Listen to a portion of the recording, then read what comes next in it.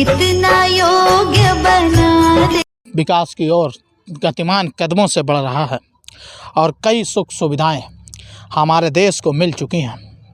अब हमारे देश की तकनीक शिक्षा को बढ़ावा देने का समय आ चुका है, क्योंकि जिस देश में तकनीकी शिक्षा को बढ़ावा दिया जाता है वह देश विकास की ओर और तेज़ी से कदम अपने बढ़ाता है।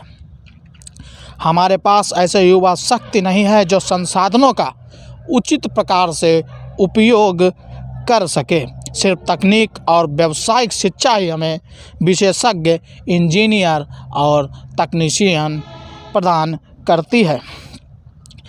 तकनीक शिक्षा के माध्यम से देश के युवाओं को प्रशिक्षण देकर उनके हुनर को सिखाकर आगे बढ़ाया जाता है। जब देश के युवा आगे बढ़ेंगे तो निस्संदेह हमारा देश भी आगे बढ़ेगा, बेरोजगारी दर खत्म होगी। प्रशिक्षित कार्य करने वालों की आवश्यकता है। यह तभी संभव हो सकता है जब हम उन्हें व्यावसायिक और तकनीकी प्रशिक्षण दें। सरकार को भी इस ओर अब गंभीरता से विचार करना चाहिए। नमस्कार, मैं हूं आपका दोस्त अर्पित मिश्रा और आप देख रहे हैं न्यूज़ डिटेल। आज मैं जिस जगह पर खड़ा हुआ हूं, यहाँ छाल दीवारी देख रहे हैं, यहाँ जो आप दरख्त देख रहे हैं दोस्तों, यहाँ मैं शाहाबाद क्षेत्र के ही अंदर मोहल्ला गढ़ी बीएसएनएल एक्सचेंज के पास में आपको मालूम होगा कि राजकीय प्रशिक्षण संस्थान जिसको ITI कहा जाता है, यह शाहाबाद की जनता को सरकार की ओर से एक सौगात मिली थी।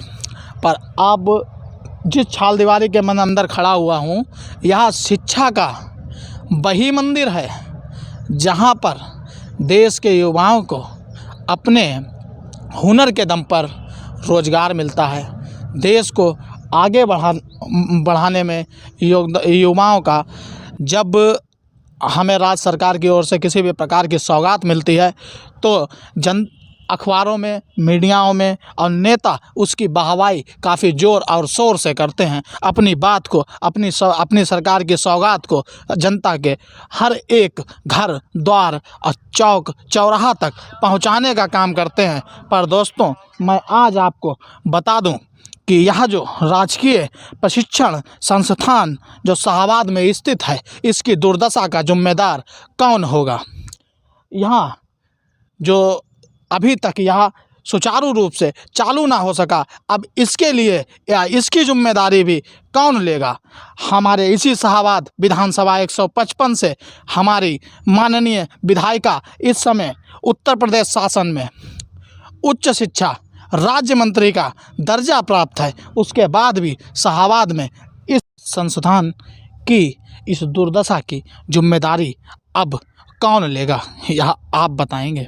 दोस्तों, आप देख सकते हैं यह अभी चालू नहीं हो सका है, पर इसके दरख्तों की लंबाई, और आइए आपको दिखाते हैं बिल्डिंग को किस तरह से बनाया गया है।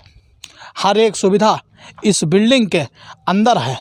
एक अच्छी शिक्षा के लिए यहाँ के युवाओं को अब बाहर जाने की ज़रूरत नहीं थी शायद, पर अफसोस यह अभी भी सुचारू रूप से चालू नहीं हो सकी है। इसकी देखरेख के लिए एक बुजुर्ग प्राइवेट कर्मी को नियुक्त किया गया है।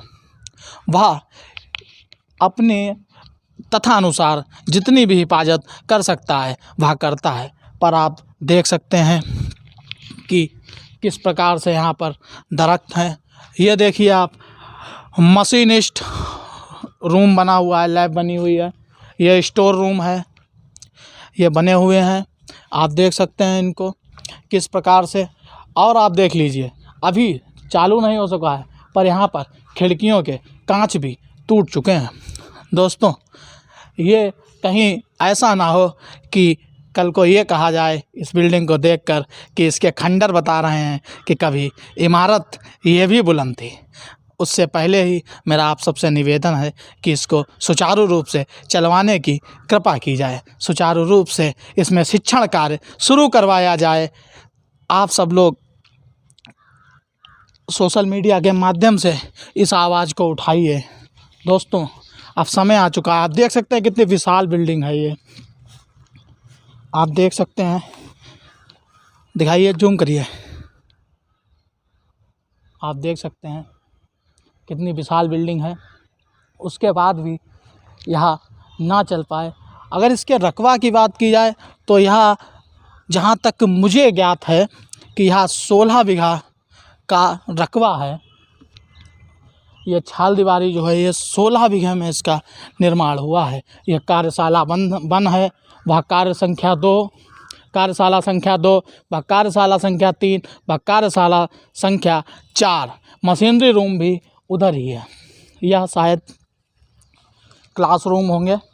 मैं वहाँ पर अगर कोई मिलता है तो मैं उनसे बात करने की कोशिश करूँगा और आपसे उनको रूबरू करवाने की पूरी कोशिश करूँगा। दोस्तों, मैं आपको बता दूँ कि यहाँ जो ज़रूरी मुद्दे हैं इनको लेकर के आप कभी भी किसी टाइम भी हमको कॉल कर सकते हैं। हम जाकर के आपके उस खबर को दिखाने का ज़रूर प्रयास करेंगे। इस स्थल का मुख्य गेट है, बस इस ताले को खुलवाने की ज़रूरत है और यह आप अगर मेरा साथ देंगे तो निसंदेह हो भी सकता है। दोस्तों, अगर ये ताले खुल जाएं तो हमारे यहाँ के युवाओं को हरदोई, शाहजहाँपुर, लखनऊ, बरेली, दिल्ली जाने की आवश्यकता नहीं है। सारी शिक्षाएँ यहीं मिलेंगी आपको, सारी शिक्षाएँ यहीं मिलेंगी आपको। जो बच्चे किसी कारणवश बाहर नहीं जा पाते हैं उनके लिए बहुत ही उपयुक्त चीज़ है ये। सरकार ने भी यही सोचकर इस जगह, इस शाहाबाद की जनता को यह सौगात दी होगी, पर ना जाने क्यों क्या कमी रह गई है कि यह अभी तक सुचारू रूप से चालू नहीं हो सका है। उसके बाद भी कभी भी किसी भी मीडिया में, किसी भी अखबार में इस खबर को मुद्दा नहीं बनाया गया। दोस्तों, मैं चाहता हूं कि आप लोग इस वीडियो को इतना शेयर करें कि यह माननीय राज्य मंत्री श्री रजनी तिवारी जी के पास तक जाए और हो सके तो वह इस पर कुछ अवश्य करें जिससे कि यह सुचारू रूप से चालू हो सके। बाबा, क्या नाम है आपको? मेरा नाम साजिद खां। साजिद खां बाबा, इस पर आप कौन से पद पर हैं? चौकीदार। अच्छा, प्राइवेट बेस पर हुई आप? प्राइवेट। अच्छा बाबा, कब से आप यहाँ पर चौकीदारी कर रहे हैं? हम 17 सन 2017। 2017। इस बिल्डिंग को निर्माण का आज कई बरस हुई है आपके अनुमान से? सन 14 का है। 13-14 सन 13 से इसको निर्माण हुआ। आपसे पहले इसकी देख रेख कोई और कर रहा था? हाँ, दूसरा कोई था, वो चले गए, वो मर गया, खत्म हो गए वो। हाँ। मतलब एक व्यक्ति चलोगा उसके बाद भी इसको हाँ, शुरुआत ना हो पाई अभी तक। हाँ। अच्छा, इसके लिए कभी कोई मुहिम उठी है किसी सुचारू रूप से चालू करवाओ जाए तो हियन पर क्या हो सकता है? आप अपने अनुमान से बताओ। अगर इसे सुचारू रूप से चालू हो जो तो हियन के युवाओं का क्या सहूलियत मिल सकता है? क्या मिल सकता? दुकानदारियाँ हो जाएंगी और पढ़ाई लिखाई अच्छी हो जाएगी, बच्चों का भविष्य बन जाएगा। पर जो आज तक सुचारू रूप से चालू ना हो सका। नहीं, चालू नहीं हुआ। अच्छा बाबा, इसको जो इधर से छाल दीवारी है, जो पूरी छाल दीवारी, इसको रकबा कितना हुई लमसम? ये हमारे लोग बताते हैं 18 बीघे। 18 बीघे का है। अच्छा, यहाँ पर कभी कोई बड़ा नेता आया है? नेता कोई नहीं आया, अधिकारी लोग आए, वो कहा इस दीवारें जो है नगर पालिका ने उठाई।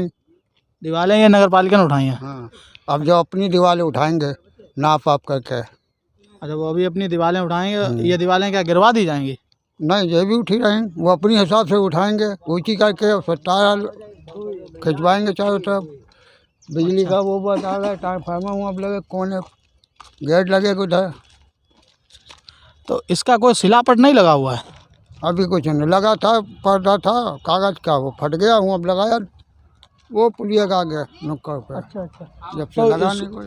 हाँ, तो अगर इसका 2013 में जब बिल्डिंग बन के खड़ी हुई थी या इस बिल्डिंग की सौगात मिली थी शाहाबाद की जनता का?